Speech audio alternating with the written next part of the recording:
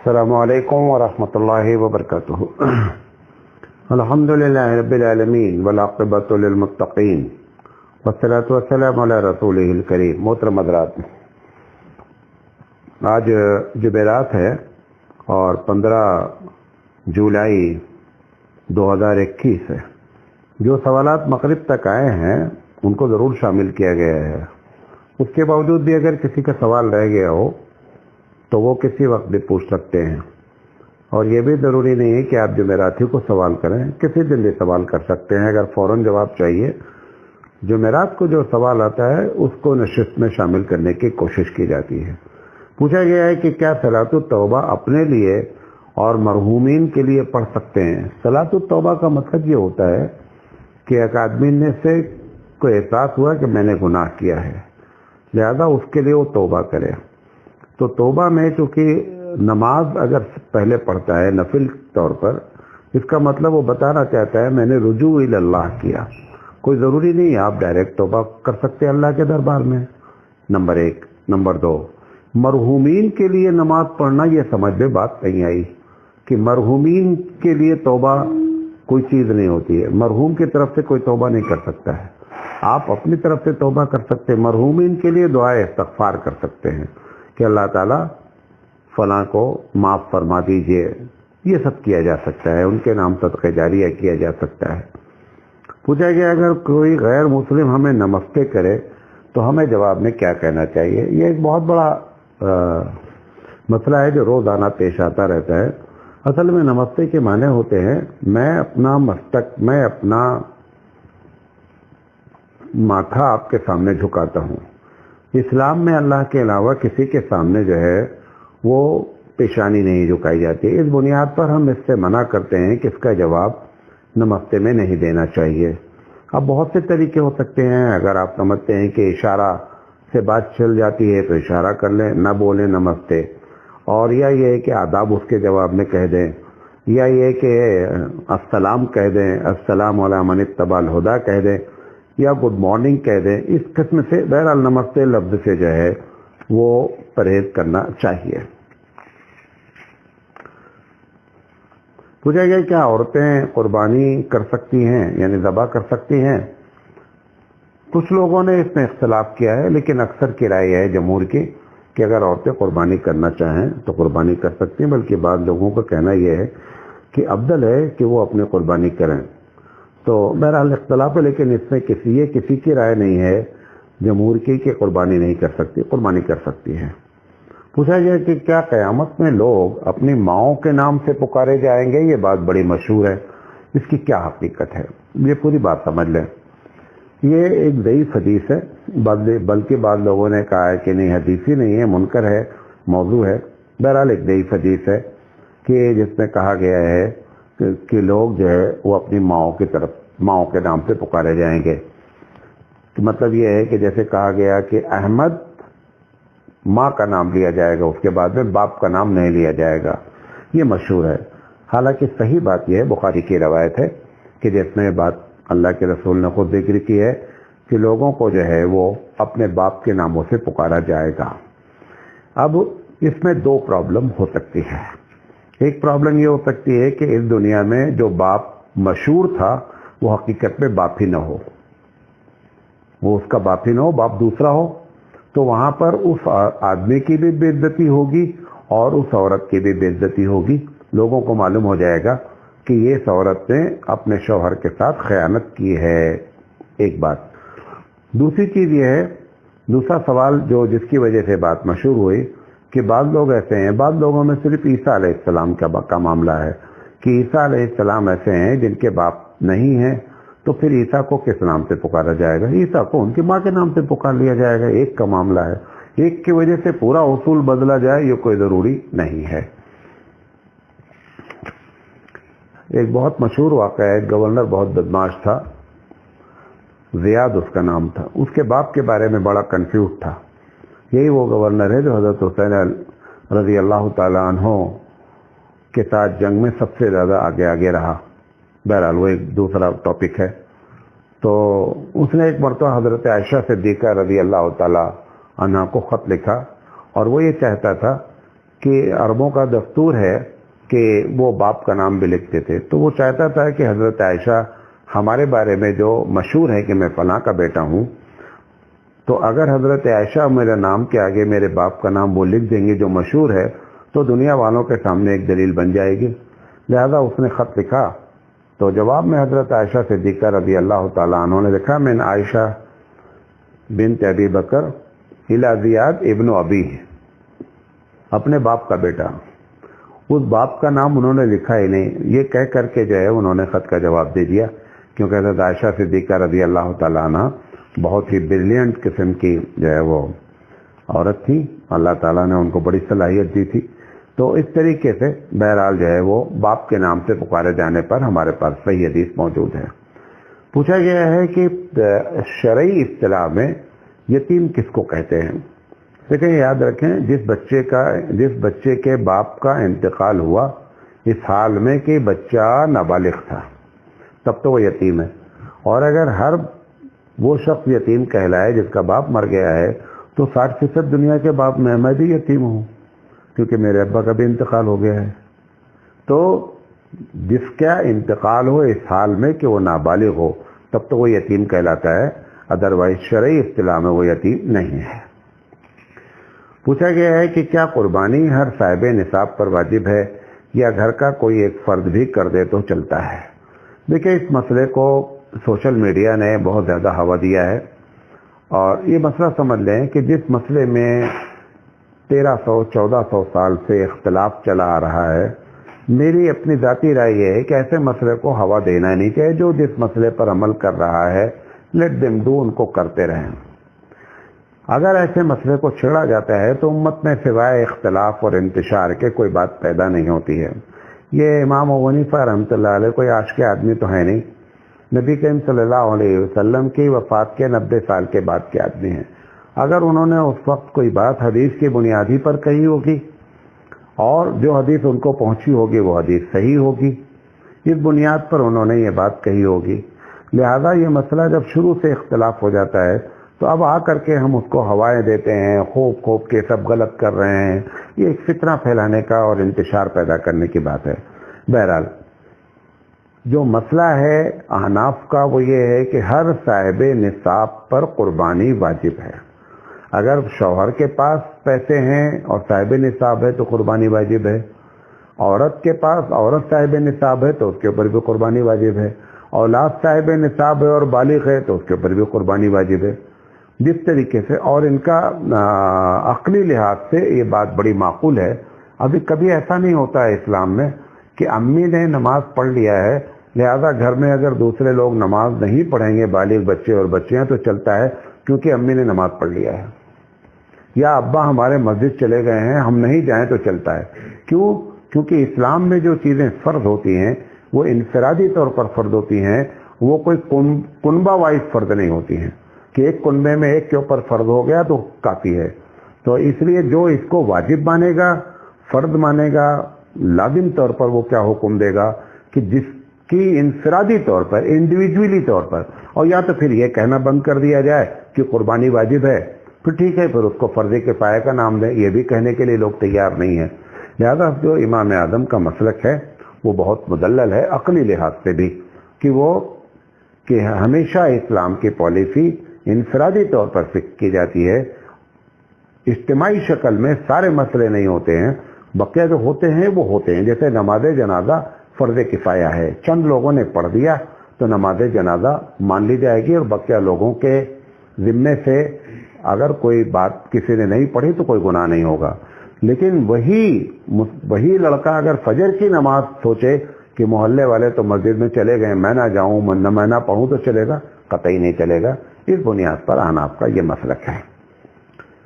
پوچھا گیا ہے کہ بیوہ عورت کے لیے عدت کا کیا طریقہ ہے، اور مختصر بات فرما دیں۔ دیکھیں، بیوہ کو 4 مہینہ 10 دن اس بیوہ کو عدت گزارنی ہے جس کے شوہر کا انتقال ہو گیا ہے۔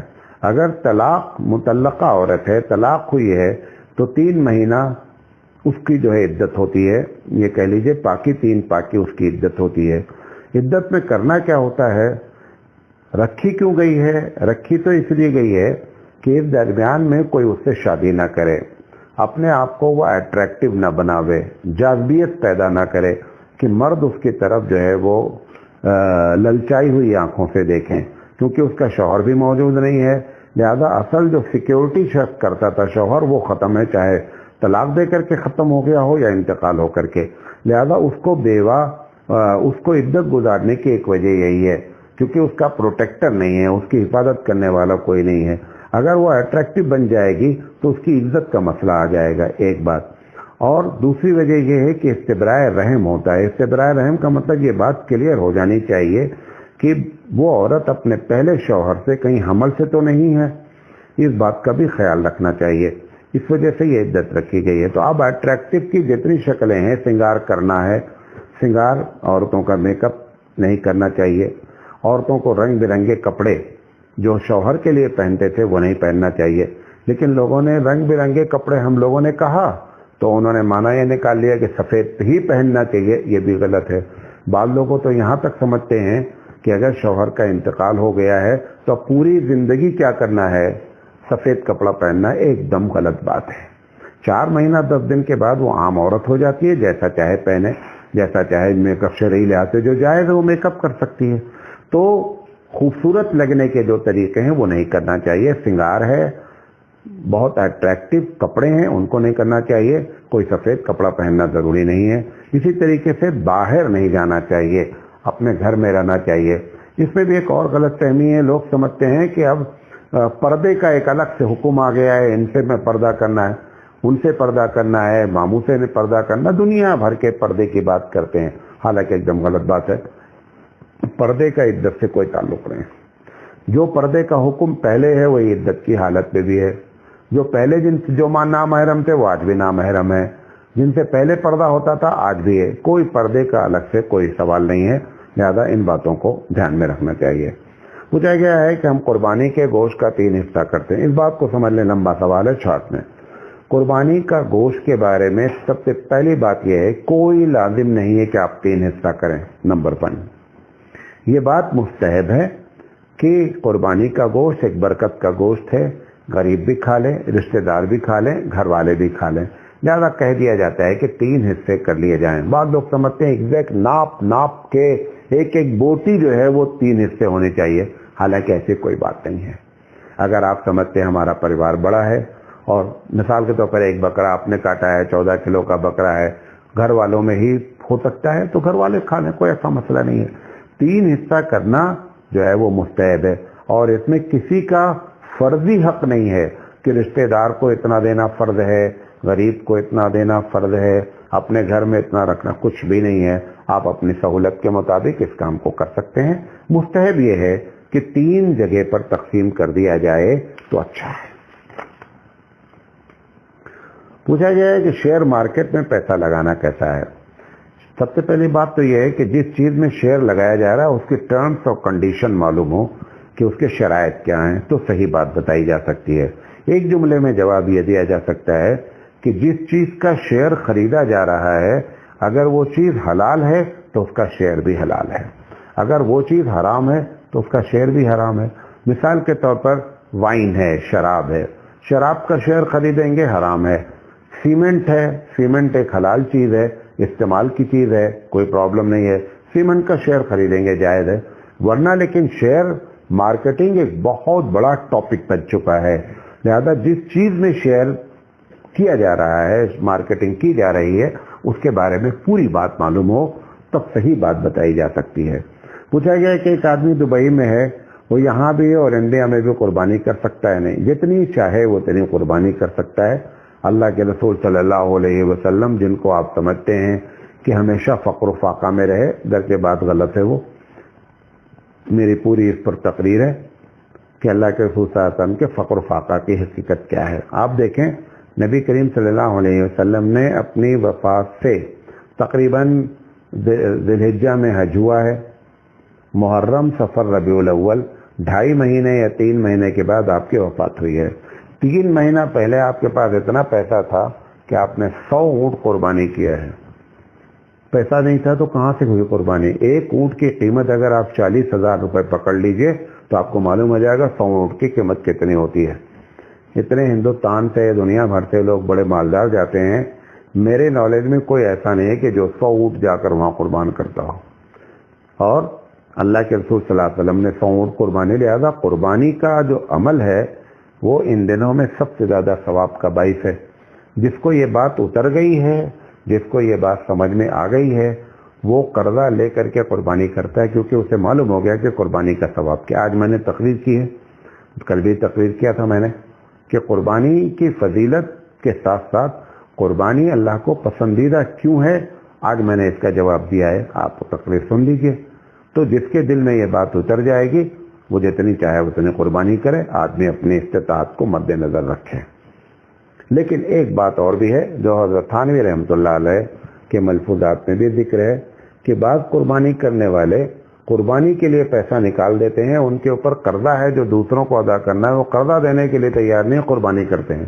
یہ غلط ہے، قرضہ ادا کرنا اس سے بڑا ثواب ہے، لہذا قرضہ ادا پہلے کیا جائے گا، پھر قربانی کی طرف۔ یہ ایک الگ بات ہے، آپ قربانی کر دیں گے قربانی ہو جائے گی، لیکن لوگوں کو اسلام میں ترجیحات کا اصول معلوم ہونا چاہیے کہ کس چیز کو کس وقت پریفرنس دیا جائے۔ پوچھا گیا کیا قربانی کا گوشت غیر مسلم کو دے سکتے ہیں؟ ایک دم دے سکتے ہیں، کوئی پرابلم نہیں ہے۔ اسی طرح پوچھا ہے کہ آب زمزم کا پانی، آب زمزم کا پانی لفظ غلط ہے، آب زمزم بولنا چاہیے، یا بولو زمزم کا پانی۔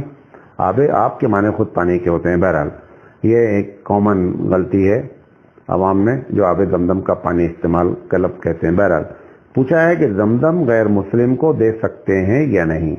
زمزم کا پانی جو ہے وہ غیر مسلم کو بغیر تکلف دیا جا سکتا ہے، اس میں کسی قسم کی قباحت نہیں ہے۔ جس وقت حضرت اسماعیل علیہ السلام کے ذریعے یہ اللہ تعالیٰ نے پانی نکلوایا، ایک لمبی چوڑی بات ہے، اس کے بعد جو قبیلے وہاں سے گزرتے تھے وہ کوئی ابراہیم اور اسماعیل علیہ السلام کے ماننے والے نہیں ہوتے تھے، سب پانی پیتے تھے، سب لوگ استعمال کرتے تھے، لہذا اس میں کوئی قباحت نہیں ہے، کوئی بھی پانی استعمال کیا جائے۔ پوچھا گیا ہے قربانی کی کھال کو فروخت کر کے رقم اپنے ذاتی استعمال میں لا سکتے ہیں یا نہیں؟ رقم اپنے ذاتی استعمال میں نہیں لانا چاہیے، بلکہ وہ صدقہ ہے، لہذا غریبوں کا حق ہے، اس کو غریب کو دے دینا چاہیے۔ پوچھا گیا ہے نماز کے اندر عورت کے سر کے بال پیٹھ کی طرف سے دوپٹے سے باہر آتے ہیں تو اس کا کیا حکم ہے؟ کیا نماز درست ہو جائے گی؟ دیکھیں عورتوں کو یہ بات یاد رکھنی چاہیے کہ بال جو ہے وہ عورت کا سطر میں داخل ہے، اگر وہ بال کا حصہ نظر آ رہا ہے اور مستقل نظر آ رہا ہے تو علماء کے ایک بڑے لوگوں کی رائے یہ ہے کہ پھر نماز ہوتی نہیں ہے، اس کی نماز فاسد ہو گئی، اور یہ ایک کامن بیماری ہے۔ عورتیں سمجھتی ہیں سر کا ڈھکا ہونا ضروری ہے، سر کے ڈھکے ہونے کے ساتھ بال کا ڈھکا ہونا بھی ضروری ہے۔ پوچھا گیا ہے کہ بعض عورتوں کو حیض کی مدت کم زیادہ ہوتی رہتی ہے جس کی وجہ سے انہیں بار بار غسل کرنا پڑتا ہے، اس کا کیا حال ہے؟ بار بار غسل کرنے کی کیا ضرورت ہے؟ ایک عورت کو 1 مہینہ 7 دن حیض آیا تو 7 دن کے بعد وہ غسل کرے، دوسرے مہینے اس کو 5 دن تک آیا تو 5 دن کے بعد، تو بار بار کا مطلب کیا ہوا؟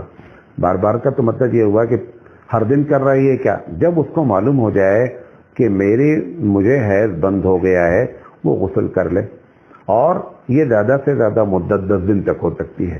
اگر 10 دن کے بعد بھی اس کو حیض آتا ہے تو یہ حیض نہیں، بیماری ہے جس کو ہم استحاضہ اصطلاحی زبان میں کہتے ہیں، اور پھر اس کو اپنی جو بھی چیزیں ہیں، نماز روزہ جو کچھ ہے وہ خون آتا رہے، اس کے باوجود بھی اس کو وہ اپنا عمل مطلب فرض جو ہے وہ ادا کرنا ہے۔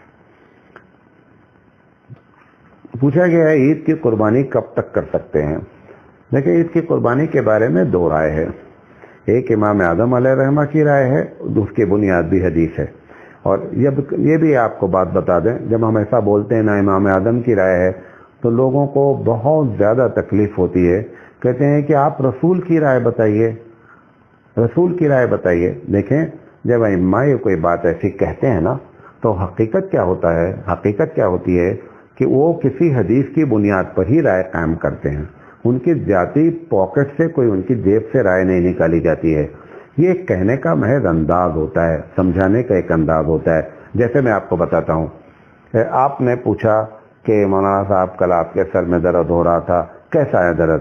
تو میں نے کہا یار وہ پیراسیٹامول کھایا نا، ماشاءاللہ درد ایک دم ٹھیک ہو گیا۔ اب آپ میرے پیچھے پڑ گئے کہ مولانا صاحب آپ عالم ہو کر کے पैरासीटामॉल पर आप समझते हैं कि पैरासीटामॉल शिफा देती है। अरे यार, ये कहने का अंदाज है। मैं ये अकीदा थोड़े रखता हूँ कि पैरासीटामॉल शिफा देती, शिफा अल्लाह देता है। ये कहने का महज अंदाज है, मैंने पैरासीटामॉल का नाम ले लिया। इसी तरीके से हम अबू हनीफा का नाम ले लिया। अबू हनीफा का कोई मसला उनकी पॉकेट से नहीं है। और मैं आपको ये बड़े वसूख से बताना चाहता हूँ चारों अइम्मा के बारे में कि चारों अइम्मा जब कोई मसले को हलाल या हराम की बात करते हैं, कि ये हलाल न कहिए, फर्द की बात करते हैं और हराम की बात करते हैं, तो आप यकीन जान लें वो लोग जिनको अइम्मा अरबा का नाम सुनते ही जो है वो चुहन होने लगती है, मैं उनसे कहना चाहता हूँ कि खुदा के वास्ते किसी अल्लाह वालों से बैर नहीं रखना चाहिए। ये लोग अल्लाह के वली हैं। बुखारी की रवायत है, मन आद अली वलीयन फ़क़त आज़नतहु बिलहर्ब, कि जो मेरे वली से बुग़्ज़ रखता है वो अल्लाह कहता है कि मुझसे लड़ाई का ऐलान करता है। ये अल्लाह वाले लोग हैं। इनको क्या गरज पड़ी है कि तुमको गलत मसला बता करके अपनी जन्नत बनाएंगे? क्या भाई, गलत मसला बताएंगे तो जहन्नम बन जाएगी। वो जहन्नम से बचने के लिए तो उन्होंने पूरी जिंदगी अपने पापड़ बेले हैं। लिहाजा जब वो किसी मसले को फर्द कहते हैं तो आप यकीन जान लें कि उनके पास मुस्तनद हदीस मौजूद होती है। जब किसी मसले को हराम कहते हैं तो उनके चारों के पास मुस्तनद हदीस होती है। अब ये जो इख्तलाफ होता है उसकी बुनियाद हदीस होती है। कोई हदीस किसी के नज़दीक मोतबर ज़्यादा होती है, वो उसके तहत मसला बयान कर देता है। कोई किसी के नज़दीक मोतबर होती है, वो उसके मसला बयान कर देता है। अब कुर्बानी के अय्याम में दो तरीके की हदीस आ गई, लिहाजा दो राय हो गई। जिसने जिस हदीस को अमल किया, एक राय यह है कि 12 के सूरज डूबने के बाद कुर्बानी ख़त्म हो जाती है। दूसरी राय यही नहीं साहब, 13 ज़िलहिज्जा की सूरज डूबने के बाद कुर्बानी ख़त्म होती है। ठीक है, जो 13 पे कर रहे हैं 13 पे करते रहें। लेकिन इसमें एक बात टेक्निकली तौर पर बताते हैं, जिसने 12 को ख़त्म किया उसमें तो किसी का इख्तलाफ नहीं है। 13 वाले में खुदा ना खास्ता अगर 13 को ख़त्म नहीं हो तो 13 वाले जितने लोग किसी की कुर्बानी नहीं होगी। 12 वाले में तो इख्तलाफ ही नहीं है ना। नहीं समझे मेरी बात भाई, 12 पे आपने ख़त्म कर दिया तो इसमें तो किसी का इख्तलाफ नहीं था, इसकी कुर्बानी होने के 100% चांस है। और अगर 13 वाली बात सही नहीं हुई तो 13 को जिन लोगों ने किया वो खसारे में हो सकते हैं। हज़रत अली रज़ी अल्लाह तआला अन्हु से पूछा गया कि अली तुम भी मानते हो अल्लाह है? तो उन्होंने कहा यार मानते तो हैं। कहा यार इतने पढ़े लिखे आदमी हो। अरे ठीक है, अवाम बोले कि तुमको नहीं बोलना चाहिए। तो वो बहुत बड़ा फलसफी था। तो हज़रत अली रज़ी अल्लाह तआला अन्हु ने कहा कि चलो ठीक है, तुम्हारी बात सही हो गई कि अल्लाह नहीं है, क़यामत में अल्लाह नहीं है। अच्छा बताओ, मैं कहता था अल्लाह है, मेरा क्या नुकसान हुआ? भाई वहाँ अल्लाह नहीं है ना, मैं बोलता था अल्लाह है, तो हमको तो कोई पकड़ने वाला मौजूद नहीं क्योंकि अल्लाह ही नहीं है। तो मैं नुकसान में हुआ? कहा नहीं। कहा मेरी बात सही हो गई तो, यानी अल्लाह है, मैं कह रहा था अल्लाह है, तुम कह रहे थे अल्लाह नहीं है, और अल्लाह वहाँ ठहर गया तो कौन नुकसान में गया? तुम नुकसान में गए। मैं 100% फायदे में हूँ तो 50% नुकसान में है। तो 12 वाला 100% करेक्ट है, 13 वाले के चांसेस हैं कि गड़बड़ हो सकता है मामला। बात समझे नहीं? तो मैं नहीं कह रहा हूँ कि 13 वाला गलत है, लेकिन 12 वाले को 13 तारीख वाला 12 वाले पर कमेंट करे तो सोच समझ के करना चाहिए कि गैर फितरी बात आप कर रहे हैं। ठीक है, हदीस है, अगर वो हदीस 12 वाले को यकीन होता तो भी 13 का फतवा देता। पता चला 12 जो कह रहा है 12 तारीख को ख़त्म हो जाता है वक्त, उसको 13 वाले पर यकीन नहीं है। और ना यकीन होने की भी बहुत बड़ी बड़ी वजह हैं, मैं फ़कत उस मसले को जाना नहीं चाहता हूँ। लेकिन 12 वाले को गलत कहना एकदम गलत बात है। बहरहाल जो 13 पे कर रहे हैं करते रहें, अल्लाह कबूल करने वाला है। जो 12 कर रहे हैं वो करते रहें, लड़ने के बजाय अपने अपने मसलक पर अमल करते रहें। क्योंकि जब हबीब मुस्तफ़ा की हदीस की बुनियाद पर मसलक है तो मोहब्बत रसूल का तकादा यह है कि आदमी अल्लाह के रसूल की हदीस के एहतराम में जो है वो खामोश हो जाए, लड़ाई नहीं करनी चाहिए। पूछा गया है कि बकरे के पैर वगैरह जानवर को भून कर आग में उसके बाल वगैरह जल जाए तो खाया जा सकता है कि नहीं? खाया जा सकता है। पूछा गया है मौलाना साहब मैं रिटायर हो चुका हूँ, मेरा खर्च बच्चे चलाते हैं, तो क्या मैं भी कुर्बानी करूँगा या नहीं? आप खुद जाने पहले कि मेरे ऊपर कुर्बानी, रिटायर होने के बाद तो बहुत पैसे आते हैं बाद लोगों के पास है। तो अगर आप साहिब निसाब हैं तो कुर्बानी देंगे, रिटायर होने से क्या फ़र्क पड़ता है? नंबर 1। नंबर 2, اگر آپ ریٹائر ہونے کے ہوئے ہیں اور کچھ بھی پیسہ آپ کے پاس نہیں ہے تو آپ صاحب نصاب میں قربانی دینا ضروری نہیں ہے. لیکن قربانی سے جو محبت ہے، اللہ کے رسول کی حدیث پر جو یقین ہے، اس پہ تو یہ بات ہونی چاہیے کہ مولانا صاحب میں بہت زیادہ قربانی دینا چاہتا ہوں گرچہ میں صاحب نصاب نہیں ہوں. تب تو محبت رسول کا تقاضا ہے. حبیب مصطفیٰ نے کبھی زندگی میں جو ہے زکوٰۃ ادا نہیں کی کہ کبھی آپ صاحب نصاب نہیں ہوئے، لیکن جب قربانی کا موقع آیا تو 100 اونٹ ذبح کر دیے. کیوں؟ کیونکہ آپ کو معلوم ہے کہ قربانی کا ثواب کتنا ہے. یہ جس کو اتر جائے گا وہ مسئلے جو ہے وہ اسی پر عمل کرے گا، وہ یہ سب مسئلے نہیں پوچھے گا. پھر دوسرا سوال کیا گیا کہ ہمارے بچے ہماری طرف سے قربانی کر دیں تو بچے قربانی کر دیں چلتا ہے. شرط یہ ہے کہ اگر فرض ہے تو آپ کو بتانا ضروری ہے، اور اگر فرض نہیں ہے، نفلی ہے، تو کوئی بھی کر دے. اللہ کے رسول صلی اللہ علیہ وسلم نے پوری امت کی طرف سے قربانی کی، کسی کو جا کر نہیں بتایا کہ میں نے تمہاری طرف سے قربانی کی ہے. یاد آؤ چونکہ سب کی نفلی قربانی تھی، کسی کی فرض قربانی تو ادا ہوئی نہیں. مولانا صاحب کچھ لوگ کہتے ہیں کہ اللہ ایک ہے، رسول ایک ہے، تو یہ 4 الگ الگ مسلک کیوں ہو گئے؟ ان کو ہم کیسے سمجھائیں؟ برائے کرم عوام کو بھی سمجھ میں آ جائے ایسی بات کر دیں. لمبا جواب ہے، مختصراً جواب دینا چاہتا تھا میں. اس کے بجائے ایک بات آپ کو کہہ دیتا ہوں. یہ ہمارے دوست ہیں بہت قریبی جنہوں نے سوال پوچھا ہے. مولانا زکریا علیہ الرحمہ کا ایک چھوٹا سا پمفلیٹ ہے، اور اس میں انہوں نے اختلاف ائمہ الاربعہ کہ آخر ائمہ اربعہ کا آپس میں اختلاف کیوں ہے، تو میری سمجھ سے وہ پڑھ لیا جائے تو اس میں ساری باتیں کلیئر ہو جائیں گی. اور دوسری بات، ابھی میں نے جواب دیا کہ چاروں امام جب کوئی بات کو فرض کہتے ہیں تو ان کے پاس صحیح حدیث موجود ہوتی، لہذا آپ اطمینان رکھ کے ٹینشن نہیں لیں. جب کسی کو حرام کہتے ہیں تو ان کے پاس صحیح حدیث موجود ہوتی ہے، لہذا آپ ٹینشن نہیں لیں. اب جو اختلافات ہیں وہ 96% 97% ان چیزوں میں ہیں جن کا تعلق فضائل سے ہے، جن کا تعلق مستحبات سے ہے، جن کا تعلق زیادہ زیادہ سنت سے. اس میں اختلاف ہے. اس میں کر لینے یا نہ کر لینے سے مسئلے کے ناجائز اور جائز ہونے کی بات نہیں اٹھتی. صرف کیا ہوتا ہے کہ کس کے نزدیک کون سی بات زیادہ قابل توجہ ہے، زیادہ ترجیحات کے لائق ہے، وہ اس سلسلے میں ان حدیثوں کی بنیاد پر اختلاف ہو جاتا ہے. ایک مثال دے دیتا ہوں. اللہ کے رسول صلی اللہ علیہ وسلم نے فرمایا، ایک مرتبہ جنگ سے واپس آئے اور غالباً بنو نذیر سے نے شرکانی کی تھی. اللہ کے رسول صلی اللہ علیہ وسلم کو جبریل نے کہا کہ اس وقت جو ہے یہودیوں کے قبیلے سے نپٹ لیا جائے، تو ان کو کہہ دو کہ ہتھیار نہ اتاریں اور ان سے بھی نپٹ لیں. اللہ کے رسول صلی اللہ علیہ وسلم نے فوراً صحابہ سے کہا کہ اب لوگ تھک کر آئے تھے تو لوگ اپنے اپنے گھروں میں جاتے، فریش ہوتے، نہاتے وہاتے.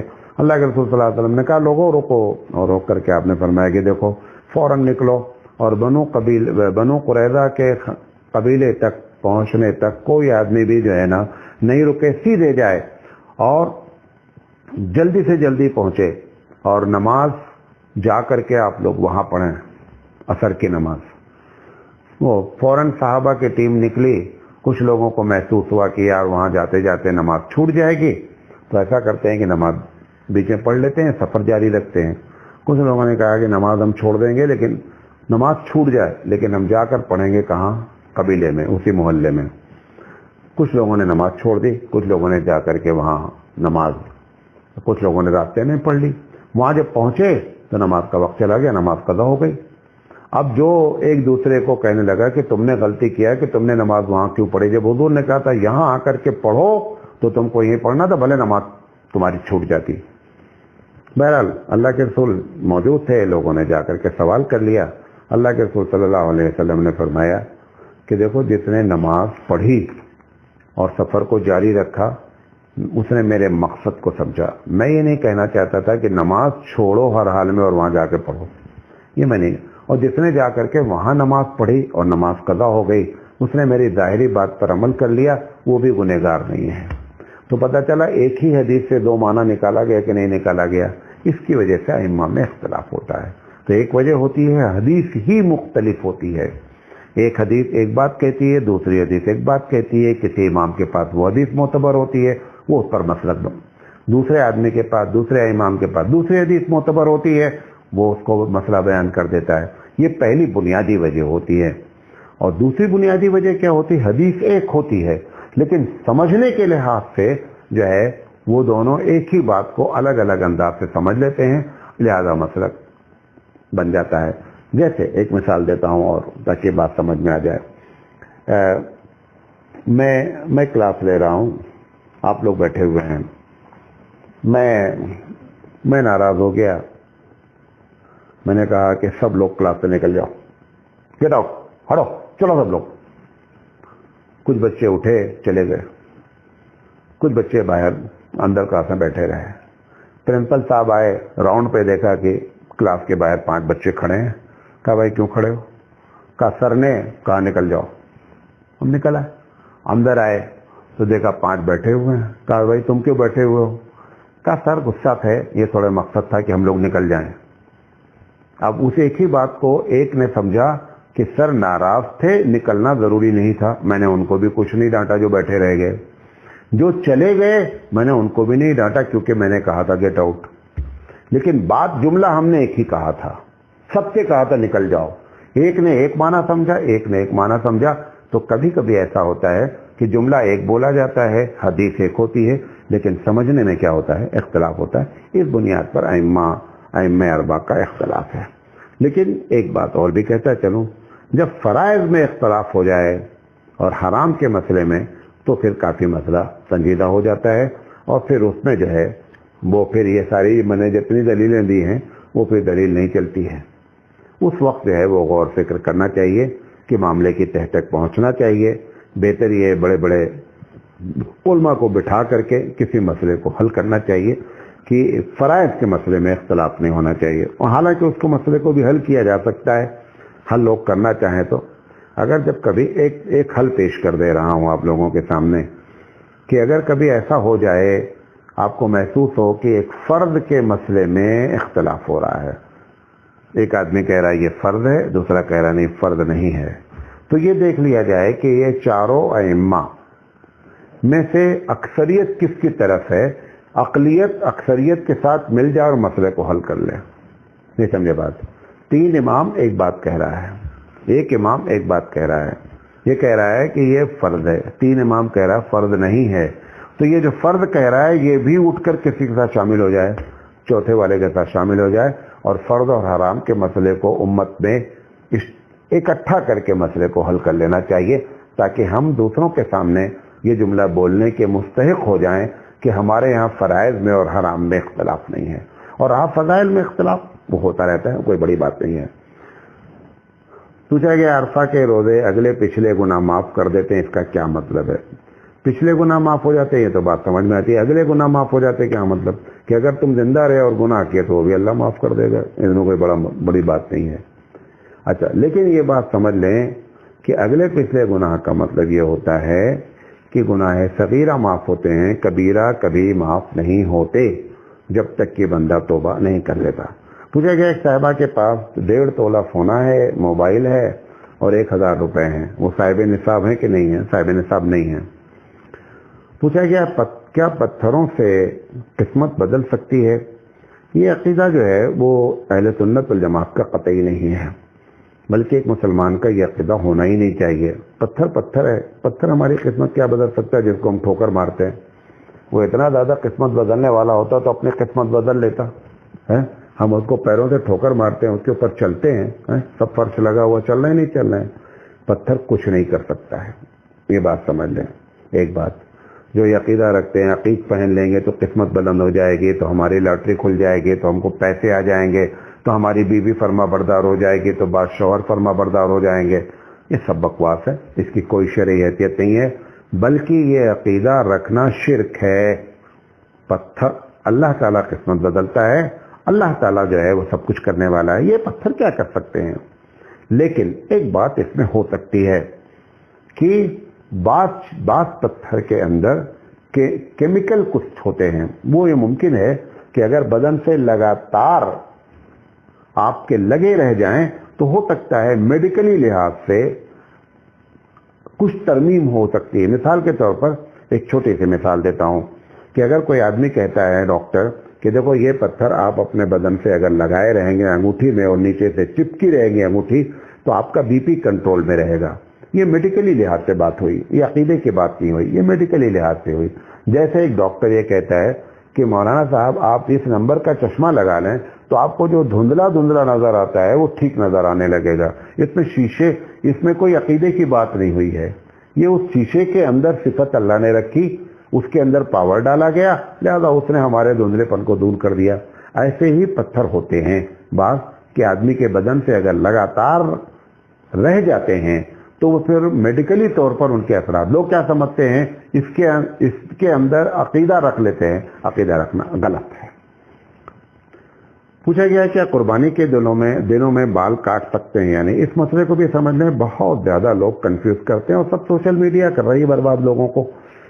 دیکھیں، بال جن لوگوں نے قربانی کا ارادہ کیا ہے، یہ صحیح روایت ہے، مسلم شریف کی روایت ہے کہ ان کو چاہیے کہ وہ پہلی ذی الحجہ کے چاند دیکھنے سے لے کر کے اور جب تک اپنی قربانی نہ کر دیں تب تک وہ اپنے بال نہ کاٹیں، ناخن نہ کاٹیں، کہیں کے بال نہ کاٹیں، ناخن نہ کاٹیں.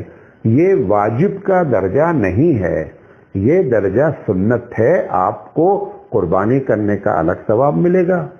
یہ حجاج کی مشابہت ہے، اس کا ثواب آپ کو الگ ملے گا.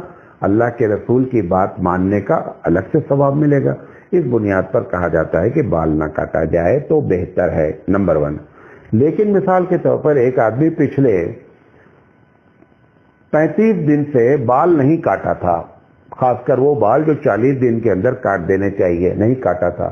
اب یہ ذی الحجہ کا چاند نکل آیا، نکلنے کے بعد جب 35 دن سے نہیں کاٹا تھا تو 5 دن کے بعد اس کا 40 دن پورا ہو جائے گا.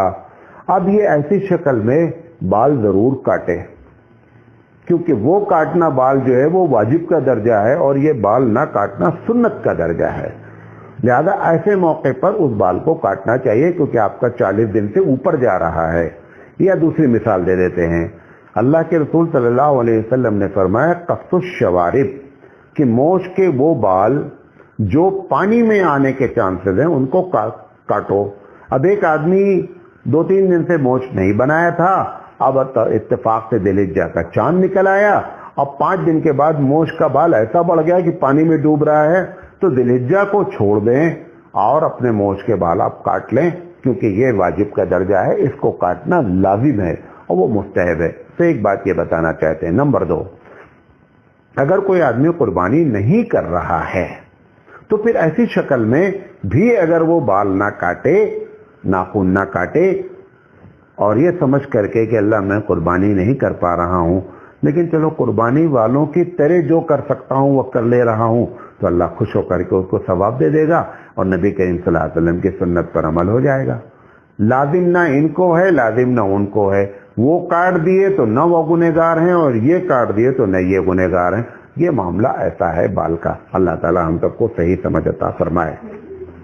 پوچھا گیا میاں بیوی بچوں کے ساتھ ایک ہی بیڈ میں رہتے ہیں، ایک کمرے میں رہتے ہیں اور بچے بڑے ہو جاتے ہیں، ایسی شکل میں میاں بیوی کے ساتھ بچوں کا رہنا کیسا ہے؟ دیکھیں، اس بات کو سمجھ لیں کہ بچے اس وقت تک ماں باپ کے کمرے میں رہیں جب تک کہ ان کو عورت اور مرد کے ملنے کا شعور نہ ہو، نمبر 1. نمبر 2، شعور تو ہو سکتا ہے 8 سال میں ہو، 9 سال میں ہو، لیکن اگر ان کو ہم بستری کرتے دیکھ کر کے کچھ کلک ہوتا ہے یہ کیا ہو رہا ہے، یہ 4 سال کے بعد ہی شروع ہو جاتا ہے. لہذا 4 سال زیادہ سے زیادہ جو ہے وہ بچے ماں باپ کے کمرے میں رہیں، خاص کر اس وقت 4 سال سے کم جبکہ ہم بستری کا معاملہ ہو. لیکن اس کے بعد کیونکہ وہ اس کے بعد ان کو یاد نہیں رہتی کوئی بات، لہذا اس کے بعد جو ہے نا، یہ آپ نہیں سوچے کہ بچہ بالغ نہیں ہے 14 سال کا تب تک یہاں رہ سکتا ہے، ایک دم غلط بات ہے، ایسا نہیں ہونا چاہیے. 4 سال کے بعد ویسے تو جو صحیح اخلاق والے لوگ ہیں وہ 6 مہینے بچے کے سامنے بھی جگتے ہوئے ہم بستری نہیں کرتے ہیں، ان کے سامنے بھی میاں بیوی آپس میں نہیں ملتے ہیں. یہ اعلیٰ درجہ ہے. لیکن جب ان کو شعور ہو گیا تب تو کرنا گناہ ہو جائے گا اگر آدمی کرتا ہے جس وقت ان کو شعور ہو جاتا ہے. لہذا اس کو پرہیز کرنا چاہیے. پوچھا گیا شطرنج کھیلنا کیوں ناجائز ہے؟ اس کی علت حدیث میں بیان نہیں کی گئی ہے، اللہ جانے کیوں منع ہے. ایک جواب یہ ہے. دوسرا یہ ہے، ایسا لگتا ہے کہ اللہ کے رسول کے زمانے میں شطرنج بغیر جوا کے نہیں کھیلا جاتا تھا اور اس کی وجہ سے مطلقاً شطرنج کو حرام قرار دے دیا گیا ہے. اب اس پر علماء کو بیٹھ کر کے ایک رائے قائم کرنی چاہیے، لیکن چونکہ ہماری عادت جو ہے وہ لکیر پیٹنے کی ہے، ہم اس پر ایسی چیزوں پر سیمینار ہونا چاہیے، بیٹھ کر علماء بات کریں کہ بھئی اس کی کیا وجہ ہو سکتی ہے۔ اگر آپ بولیں گے، جب بات کرتے ہیں ہم بڑے لوگوں سے تو کیا بولتے ہیں، نہیں آدمی جو ہے وہ روزہ سے غافل ہو جاتا ہے، نماز سے، بھئی کرکٹ سے بھی غافل ہو جاتا ہے، بہت سے گیم ہیں، کیمرے میں کیرم بورڈ کھیلتے ہوئے کیا ہوتا ہے، 10 گھنٹے لوگ بیٹھے رہتے ہیں، 8 گھنٹے لوگ بیٹھے رہتے ہیں، جو اصل جو ہے کھلاڑی ہیں وہ اٹھتے ہی نہیں ہیں۔ تو یہ وجہ نہیں بیان کرنی چاہیے، بلکہ جو ہے کوئی معقول وجہ ہو تو بیان کریں، ورنہ بیٹھ کر اس مسئلے پہ غور کرنا چاہیے۔ پوچھا گیا ہے کہ اگر سالی کو شہوت سے ایک آدمی نے پکڑ لیا تو کیا بیوی اس پر حرام ہو جاتی ہے؟ سالی کے ساتھ اگر صحبت بھی، میں نہیں کہہ رہا ہوں صحبت کرو، میں یہ کہہ رہا ہوں سالی کے ساتھ اگر صحبت بھی کوئی کر لیا تو بھی بیوی نہیں حرام ہوتی ہے، کیونکہ سالی ابدی محرم نہیں ہے۔ ابدی محرم کے ساتھ جب زنا ہو جاتا ہے تب معاملہ کھڑا ہوتا ہے، یہ ابدی محرم نہیں ہے، لہذا بیوی حرام نہیں ہوگی۔ پوچھا گیا کوئی شخص نماز کے دوران اپنے کپڑے کو بار بار ٹھیک کرتا ہے یا داڑھی اور کپڑے سے کھیلتا رہتا ہے تو اس کی نماز ہوتی ہے نہیں ہوتی؟ اگر اس طریقے سے کپڑے اور داڑھی سے کھیل رہا ہے کہ پیچھے والا یہ سمجھ نہیں پا رہا ہے کہ نماز پڑھ رہا ہے یا نہیں پڑھ رہا ہے، اگر یہ محسوس ہو گیا تو اس کا مطلب آپ کی نماز ختم ہو گئی ہے، آپ نمازی نہیں ہیں، آپ دوبارہ نیت کریں اور پھر سے جو ہے باندھیں، اور جو اس کے پہلے کی نماز ہو گئی ہے اس کو آپ سمجھیں کہ ہماری نماز چھوٹ گئی ہے۔ اور اگر اب اس میں فقہی طور پہ جو مسئلہ بیان کیا گیا ہے کہ ایک نماز کے عمل میں اگر ایک کام لگاتار 3 مرتبہ کرتا ہے، مثال کے طور پر قیام نماز کا ایک رکن ہے، قیام کی حالت میں آدمی دونوں ہاتھوں سے ایک کام 3 مرتبہ کرتا ہے، کھجلا رہا ہے، پھر 5 منٹ کے بعد کھجلا رہا ہے، تو کہتے ہیں کہ 3 مرتبہ اگر اس نے کر دیا تو یہ عمل کثیر کہلاتا ہے کہ زیادہ عمل کر دیا ہے، لہذا اس کی نماز نہیں ہوگی، واللہ اعلم بالصواب۔ پوچھا گیا اگر غسل میں کہ ایک آدمی کلی کرنا بھول گیا اور بغیر کلی کیے غسل سے فارغ ہو گیا اور نماز پڑھ لی تو اس کی نماز ہوئی یا نہیں ہوئی؟ اگر غسل نہیں کیا، اور وہ غسل شرط یہ ہے کہ ناپاکی کا غسل ہو، ایک غسل ہوتا ہے آدمی فریش ہونے کے لیے کرتا ہے، اس میں کوئی کلی کرنا اور ناک میں پانی ڈالنا ضروری نہیں ہوتا ہے، غسل ناپاکی کا ہو چاہے عورت کا یا مرد کا، اس میں 3 چیزیں فرض ہوتی ہیں غسل میں، پورے بدن کا بھیگنا، کلی کرنا، ناک میں پانی ڈالنا، اس میں سے کلی نہیں کیا، اس کا غسل نہیں ہوا، اب جا کر نماز پڑھ لیا، نماز پڑھنے کے بعد اس کو معلوم ہوا کہ صاحب میں نے کلی نہیں کیا ہے، تو ایک رائے تو یہ ہے کہ آ کر کے کلی کر لے، اس کا غسل مکمل ہو گیا، اور اس کے بعد جا کر کے اپنی نماز جو پڑھی اس کو دہرا لے، اسی پر زیادہ لوگوں کی رائے ہے۔ کچھ لوگوں کی رائے یہ ہے کہ اگر اتنا لمبا عرصہ گزر گیا، مطلب کہ غسل سوکھ گیا، 2 دن ہو گیا، 1 دن ہو گیا، اب اس کو یاد آیا تو یہ دوبارہ پھر سے غسل کرے اور احتیاطی طور پر درمیان میں جتنی نمازیں پڑھی ہیں ساری نماز کو دہرائے۔ پوچھا گیا ہے کہ اللہ کے رسول نے کبھی مرحومین کے نام پر قربانی کی ہے؟ غالباً نے پچھلے جمعے بھی اس کا جواب دیا تھا، اللہ کے رسول صلی اللہ علیہ وسلم نے کبھی کسی مرحوم کے نام پر قربانی نہیں کی ہے، یہ ایک حقیقت ہے، اب لوگ مانے یا نہ مانے لیکن صحیح بات یہ ہے۔ پوچھا گیا ہے کہ کیا مرحوم کے نام سے قربانی کرنا افضل ہے؟ افضل کسی کے نزدیک نہیں ہے، جائز ہے۔ ایک صاحب نے کئی سوالات ایک ساتھ کیے ہیں اور ایک پڑھ دیتا ہوں۔ مسجد کے امام، مؤذن اور دیگر خادمین کی کن کن ضرورتوں کا خیال رکھنا مسجد کے کمیٹی کی ذمہ داری ہے؟ کمیٹی نے جس وقت اس کا تقرر کیا ہے اور جن چیزوں کو اس نے معاہدہ کیا ہے ان چیزوں کی ذمہ داری اس کے اوپر ہے کہ وہ پورا کرے۔ نمبر 2، موجودہ حالات میں مکاتب چونکہ مسجدوں میں نہیں چل رہے ہیں تو مکاتب کے اساتذہ کی تنخواہوں کا ادا کرنا ذمہ داروں پر لازم ہے یا نہیں؟ جب مسجد میں نہیں چل رہے ہیں تو جہاں جو چلوا رہے ہیں وہ ذمہ دار ان سے جو ان کی جو بات ہوئی ہے اس لحاظ سے ان کی تنخواہ ادا کی جائے۔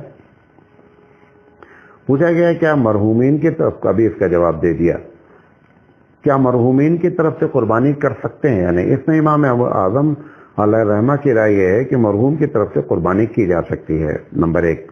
نمبر 2، بعض لوگوں کا کہنا یہ ہے کہ اس میں احتیاطی پہلو یہ اختیار کیا جا سکتا ہے کہ آدمی اپنے نام پر نفلی قربانی کرے اور یہ نیت کر لے کہ اللہ تعالیٰ اس کا جو کچھ ثواب ہے وہ فلاں کی روح کو پہنچے، یہ سب سے آسان طریقہ ہے۔ پوچھا گیا موجودہ دور میں علماء حفاظ کے خود کفیل ہونے کی کیا صورت ہو سکتی ہے؟ میری سمجھ میں یہ سوال نہیں آیا خود کفیل سے مراد کیا ہے۔ خود کفیل سے مراد یہ ہے کہ وہ مطلب مسجد سے نہ منحصر متعلق نہ رہیں، مدرسے سے نہ متعلق رہیں۔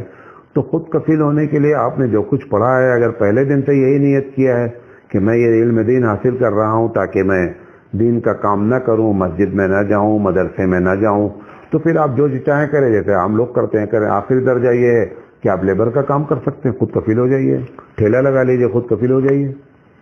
لیکن آپ نے اگر اس نیت سے پڑھا ہے کہ میرا کام یہ ہے کہ میں دین کی حفاظت کروں گا، دین کی خدمت کروں گا، جس انداز میں بھی آپ نے کرنا چاہا ہے، جو بھی طریقہ ہو سکتا ہے اس سے لگ جائیں، تو خود کفالت سے مراد کیا ہے یہ بات سمجھ میں آنی چاہیے۔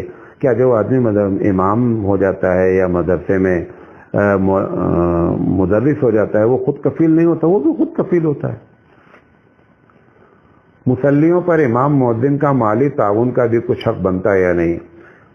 یہ ایسے جو سوال کیے جا رہے ہیں، سارے مسلمان دنیا کے کہیں بھی پریشان ہوں، ہر اس شخص پر وہ ذمہ داری بنتی ہے جو اس کی پریشانی کو دور کر سکتا ہے، وہ اس کی پریشانی دور کرے۔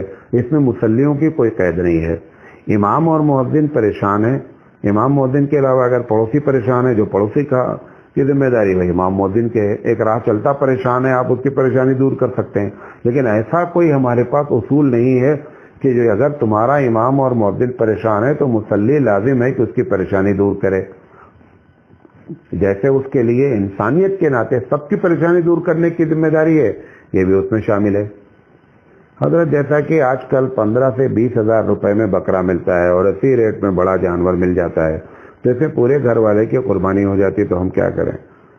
جس چیز میں رضا الہی مقصود ہوتی ہے اس میں نہ پیسہ دیکھا جاتا ہے اور نہ بکرا دیکھا جاتا ہے اور نہ جانور دیکھا جاتا ہے۔ اللہ کی رضا جس میں آپ کو سمجھ میں آتی ہے وہ کام کریں۔ پوچھا کیا رمضان اور عید الاضحیٰ کے موقع پر جو اخراجات ہوتے ہیں تو مسجد کے ذمہ داروں، امام اور مؤذن، دیگر خادمین کو ان کی تنخواہوں اور سالانہ بونس سے ہٹ کر کچھ رقم دینا چاہیے؟ یہ ایسی کوئی چیز لازم نہیں قرار دی جا سکتی۔ یہ ایک انسانیت کے ناطے خدمت کرنا ایک پریشان آدمی کی، مسلمان کی ذمہ داری ہے۔ یہ کہ مسجد کی کمیٹی والے ضرور کریں اور یہ دیکھیں تو مسجد کے کمیٹی والوں نے جو معاہدہ کیا ہے وہ ان کے ذمہ ہے، وہ لازم طور پر کریں۔ یہ سوالات آئے تھے، آپ کے سامنے جوابات دیے۔ اللہ تعالیٰ سے دعا ہے کہ اللہ تعالیٰ ہم لوگوں کو صحیح سمجھ عطا فرمائے، اور اگر کوئی بات غلط نکل گئی تو اس کو معاف فرمائے۔ وآخر دعوانا ان الحمد للہ رب العالمین۔